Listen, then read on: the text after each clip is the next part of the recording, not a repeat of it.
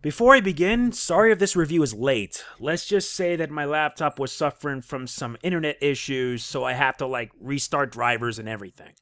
If you wonder why it's late, that's because of that. I am MegamanNG, and I welcome you guys back with another Rise of the TMNT episode review. Today, we're talking about episode 16, Shadow of Evil. And boy, this one's a big one.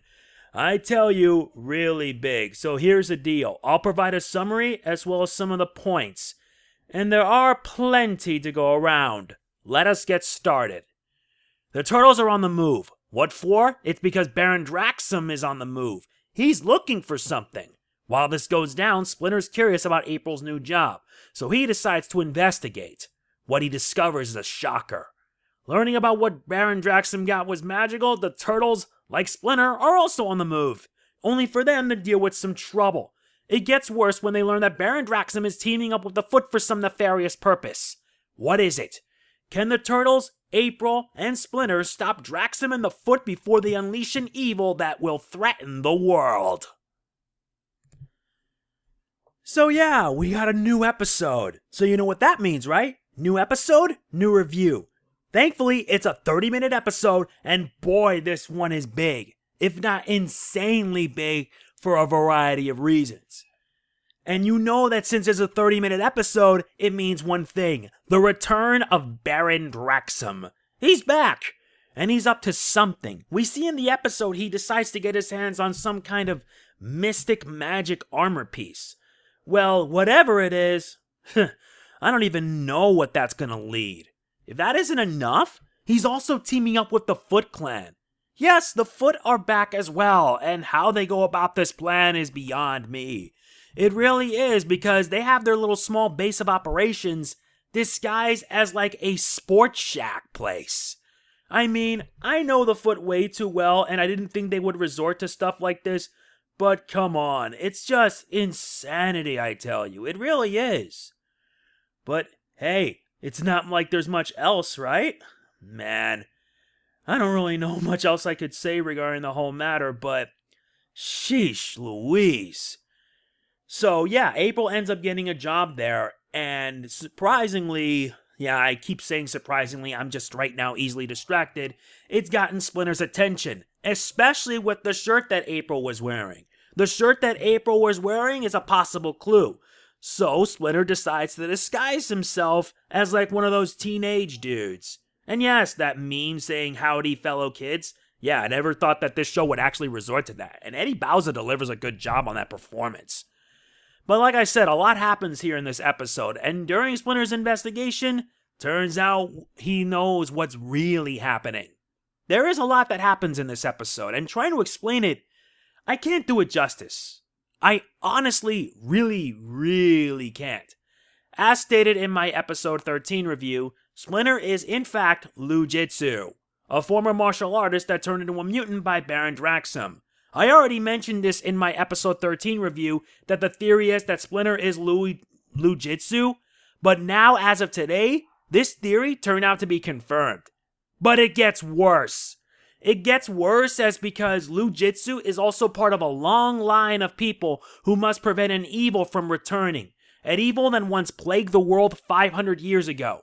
That evil is the Shredder. Yes, this episode confirms that we got the first appearance of the Shredder. It's not really much of a first appearance, but let's just say that the Shredder was once an ancient evil, and the evil is pretty much in a suit of armor. A suit of armor that is also rather dangerous. I mean, yeah, you know the threat is really big when they decide to bring the heavy artillery. The heavy artillery, as in the Shredder. I mean it. He makes his appearance at the end of the episode, but we do get to see bits and flashes of it. Not to mention some exposition from Splinter. It's just setting things up for something really big later down the line. The end of the episode show that Baron Draxum and the Foot were working together to recover pieces of the armor. And you remember in most part, like some episodes where the Foot were involved? Well, yeah, it's all built up, tying into continuity. I like that. I like that a lot. I like it that it also ties into continuity, and it's just so satisfying too. And it all builds up to this, seeing the armor there, and then that white flash. that's when you know right off the bat they're dealing with something very, very nasty. And it's not a good one, to say the least. As you can probably guess, this episode is twofold as well. One part focuses on the turtles, and the other involves Splinter and April. With the turtles, it's mostly just humor on the side. It only happens in the beginning, but it just also helps set things up for the second subplot, involving Splinter and April. And they nailed it really well. And it all ties things together in a way that I found to be very acceptable.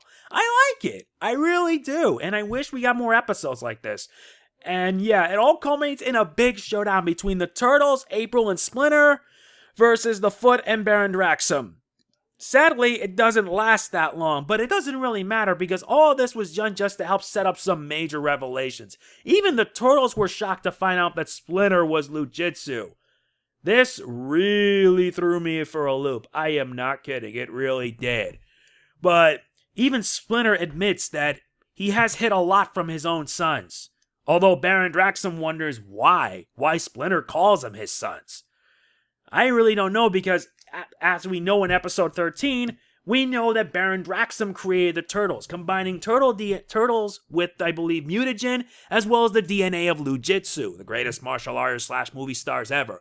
Fun fact, some of the members of the Foot are big fans of Lou Jitsu. When they heard about it, they get all giddy. And I find it to be rather hilarious. But either way, yeah, despite the Turtles and Splinter's best efforts, and despite the fact as well that Splinter tries to tell them do not let them recover pieces of the armor, I think the mission for them was a failure. In the end, the bad guys got what they wanted, and it's setting things up for something really, really nasty. I know it's also going to set things up for the rest of the season, too. And I am really, really excited to see where this is coming along. The fact that we also get our first appearance of the Shredder, that says a lot. And I have to wonder if the Shredder is a bigger threat than Baron Draxum or the Foot. Only time will tell, because I only hope that things get better. I am really, really looking forward to seeing how this turns out. I really am. Overall, this episode was awesome. I really, really love this episode a lot. It was nice to see Baron Draxum again. It was good to see the Foot again. There were a lot of humorous shenanigans. There was some intense action. And an ending that's gonna make you wonder what the heck's gonna go down next. I really am excited for the rest of the season. I really am. There are plenty of highlights. Whether it be the Turtles dealing with the mutant bird. There was also the Splinter disguising himself as a rad teenager. The backstory that further confirms that Splinter and Lou Jitsu are one and the same. And there's also the big battle that followed. And the ending. Everything about this episode was awesome. And you want to know something else? There's also some nice Easter eggs in the episode. Like in the beginning when the Turtles were scouting for Baron Draxum, you saw that Baron Draxum captured 2 humans, a warthog, and a rhino. Those are nods to Bebop and Rocksteady. And I wouldn't be surprised if we end up getting our own, or rather Rise of the TMNT's version of Bebop and Rocksteady. Also, April's ringtone, it's similar to the 2012 series' T-Phone. Continuity at its best. I really do like it. This episode is really solid, and I really, really enjoyed it. A really awesome episode. I give this a 10 out of 10. Perfect episode. Very awesome. And it's just also to build things up. It's going to build something up really big for the rest of the season. And we know we're getting a second season also as well. So this is also going to make things all the more sweeter. So I now got to ask all of you. Did you guys like the episode? Was it good? Was it bad? Let me know in the comments. I look forward to hearing from all of you. If you enjoyed this video, please be sure to hit the like button. It means a lot to me. Don't forget to like, comment, share, subscribe, and click the bell. It all helps to my benefit. It really does. And if you'd like to support the channel, consider supporting me on Patreon. All it takes is $1 a month. This is MegamanNG signing off. Peace out. See you next week. Wearing in the hippo, sitting in a tree. You can guess how that goes down. This is MegamanNG. Like I said, see you next time. Peace out. Cowabunga!